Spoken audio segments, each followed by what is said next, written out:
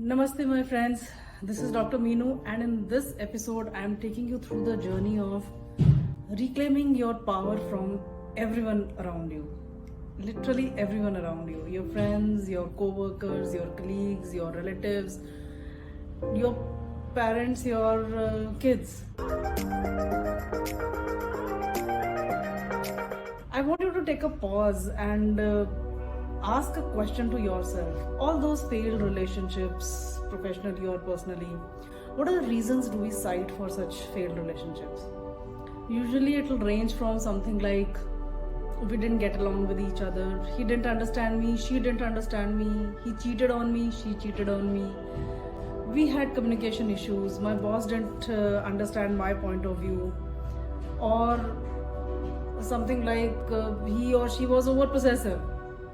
Could be several reasons for having failed relationships with your friends or with your partners or with your parents. If you look deeper into it, my dear friends, it's not about who you choose as a friend, who you choose as a boss or a co-worker, who you choose as what you choose as a job. It's less about what you choose and more about what you take in your cup in those relationships. I want you to stay till the end today, because to understand this, you'll have to have complete understanding of how our past, our childhood keeps affecting us in our present. If you're liking this content, please hit like and subscribe button. Let the channel reach out to more of the family. Let the family keep growing. So, as far as our childhood programming is concerned, I said everything actually emanates from our childhood programming. We have a lot of rejection fears and abandonment fears ranging, coming from our childhood, which we don't even know in our conscious mind, in a conscious life. It's all there buried in our subconscious mind. You see, statistics also has proven that even if parents gave best love to their kids, they could not give 100% love 100% of the time, because even if the intentions are good, 24/7 365 days, it's not possible to remain consistently engaged with the kids. So there are times when kids, they do get those, depending upon how sensitive or super sensitive the kids are, they do get those abandonment issues, those rejection fears, which stay with them and come back in the adulthood. My dear souls, it all starts in our childhood. We all arrive in this universe to be loved, but in our early years, if our caregivers didn't know how to love or see the beauty in us, our little fragile, innocent heart concluded that there must be something wrong with us, that we were unworthy of love, and all that is deeply ingrained in our mind.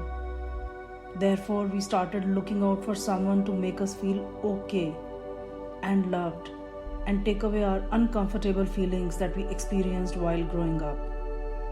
Also, without a conscious thought, we started making someone else responsible for our feelings and our self-worth. Back then, in childhood days, we developed a coping mechanism to deal with such heavy feelings.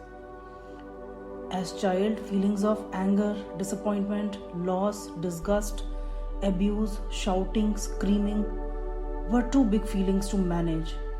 So those feelings scared us, and we did everything to feel better. How? Some of us rebelled and created facade to get attention of our caregivers. We threw tantrums to get attention and love. While on the other hand, some of us conformed, stayed quiet, hoping that this would buy us love and comfort we needed. We just didn't have tools to handle such big emotions, so we coped. We developed these defense mechanisms. Then, my friends, we grew up and we discovered something amazing called love, something amazing called attention.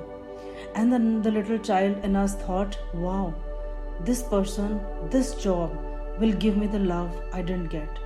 It will give me the attention I didn't get.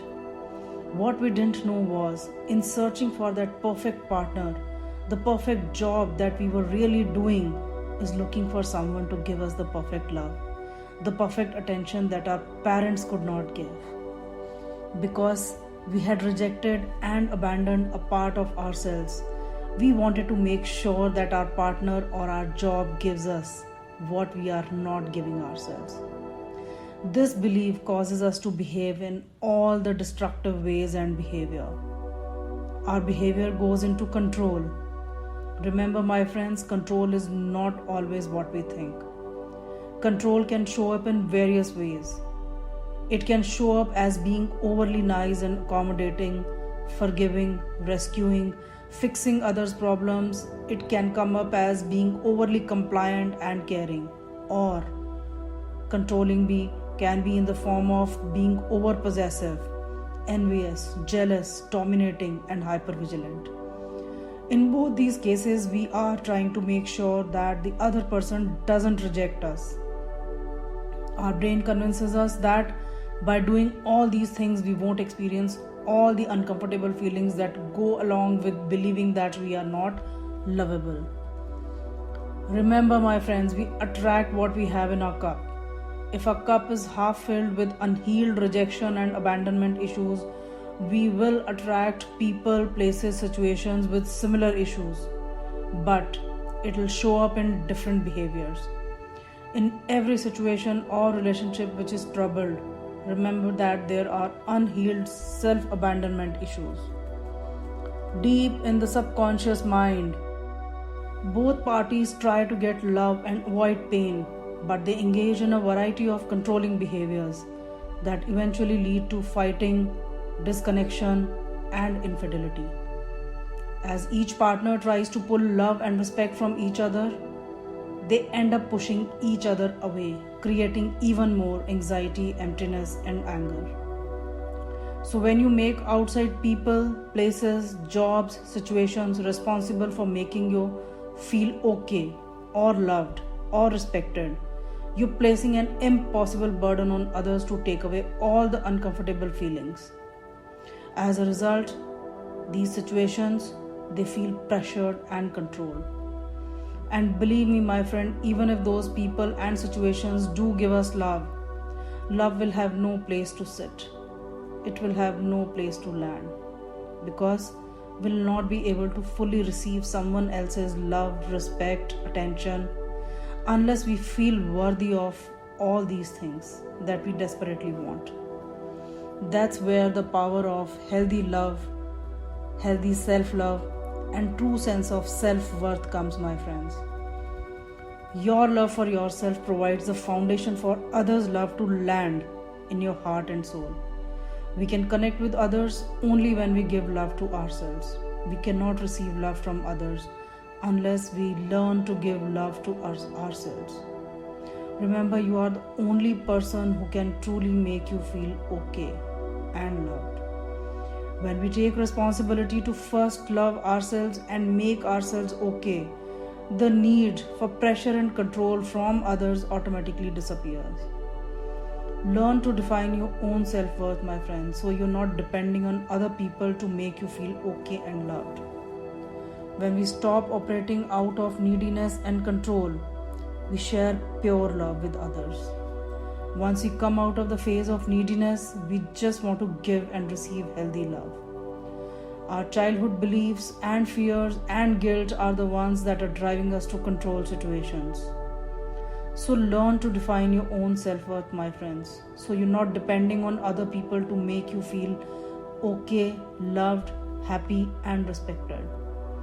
Fill yourself with love that your soul was deprived of when you were a child. Don't neglect yourself now.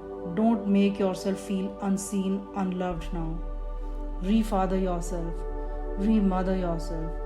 When you fill your own cup with self-love, it will create a magic. Yes, my friends, it will create a magic, and you would naturally want to share unconditional love with your people. Else your unhealed issues will drive you to blame others for all the problems in the relationships or jobs. My dears, Those old ways don't serve in adulthood. Problems happen in our adult relationships when we carry forward the control mechanisms we developed as children.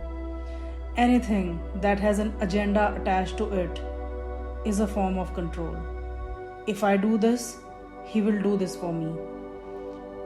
Once you evolve beyond these control issues, you become a perfect person.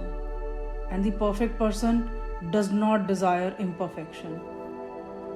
Once you evolve beyond your core wounds and childhood traumas, you stop playing power dynamics in personal as well as professional relationships. So, my friends, heal your part of the dysfunction first to attract healthy relationships all around you. Stop giving that power to anyone to love you or to respect you, and stop indulging in implicit love through controlling people, controlling through overcaring, or controlling through being over possessive and dominating. Reprogram yourself. Once you reprogram yourself, the need to control people, to control relationships, to control situations will disappear. And when this control disappears, you will automatically have wonderful life and wonderful relations all around you.